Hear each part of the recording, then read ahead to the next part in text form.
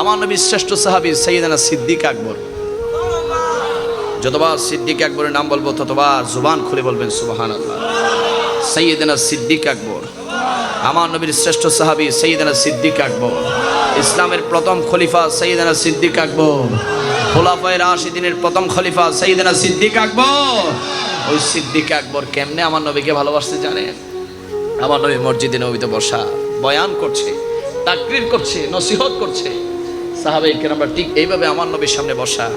আমার নবী একদিন মুস্কি হাসি দিয়ে সাহাবায়ে কেরামদেরকে প্রশ্ন করলেন, ও সাহাবীরা, তোমরা কে কি কাজ করতে পছন্দ করো? সুবহানাল্লাহ।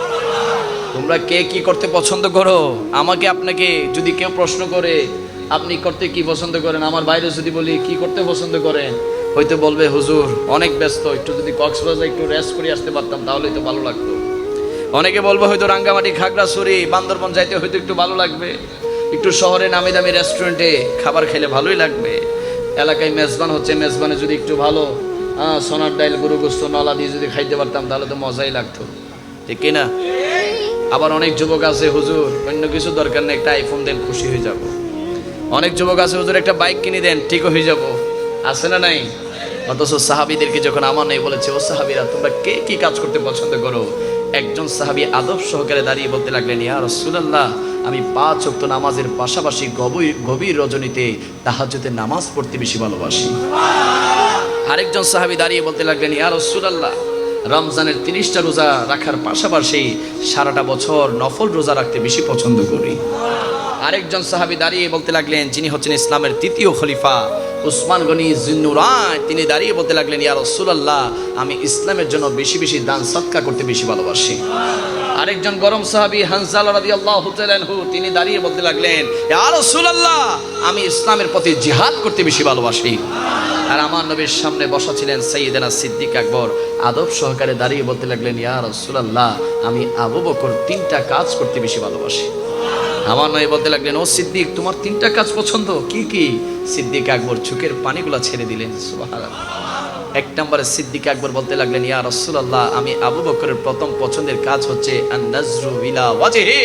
ইয়া রাসূলুল্লাহ, আমি আবু বকরের প্রথম পছন্দের কাজ হচ্ছে আপনি নবীর নূরানি চেহারা মোবারকের দিকে দেখে থাকা। সিদ্দিক আকবর 2 নম্বরে বলতে লাগলেন, ইয়া রাসূলুল্লাহ, আমি আবু বকরের 2 নম্বর পছন্দের কাজ হচ্ছে ইনফাকু মাল আলাইক। আমি আবু বকরের যত টাকা পয়সা ধন দৌলত আছে সমস্ত কিছু আপনি নবীর চরণ মোবারকে, কদম মোবারকে কুরবান করে দেওয়া আমি আবু বকরের 2 নম্বর পছন্দের কাজ। যিনি বলি না সুবহানাল্লাহ।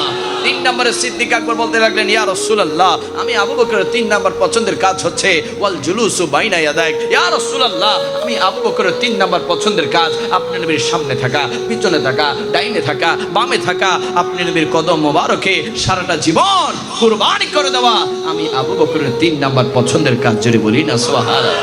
আমার নবী মুস্কি হাসি দিয়ে বলতে লাগলেন, ও আবু বকর, তোমার 3টা পছন্দ, তাও 3টা শুধুমাত্র আমি নবীর জন্য। সিদ্দিক আকবর চোখের পানিগুলো ফেলে ফেলে বলতে লাগলেন, ইয়া রাসূলুল্লাহ, যেদিন থেকে আপনার হাত মোবারকে হাত রেখে ইসলামটা গ্রহণ করেছি সেদিন থেকে তো আমি আবু বকরের জীবনটাই আপনি নবীর কদমে কুরবান করে দিয়েছি। যদি বলি না সুবহানাল্লাহ। এটা ছিল সাহাবীদের প্রেম, ভালোবাসা, মহব্বত।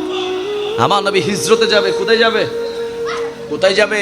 হিজরতে মক্কা ছেড়ে মদিনাতুল মুনাওয়ারাতে যাবে।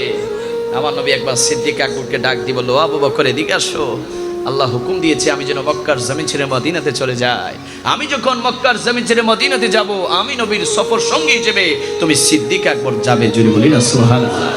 সিদ্দিক আকবর বলতে লাগলেন, লাব্বাইকা ইয়া রাসূলুল্লাহ, লাব্বাইকা ইয়া রাসূলুল্লাহ, যখন যেই টাইমে বলবেন আমি প্রস্তুত আছি। দিন যায় রাত যায়, দিন যায় রাত যায়, নবী তো আর সিদ্দিককে ডাকে না। হঠাৎ একদিন গভীর রজনীতে আমার নবী সিদ্দিক আকবরের ঘরে গেলেন। ঘরে যাওয়ার পরে টুকা দিলেন, টুকা দিলেন, টুকা দিলেন, টুকা দিতে দেরি হয় নাই।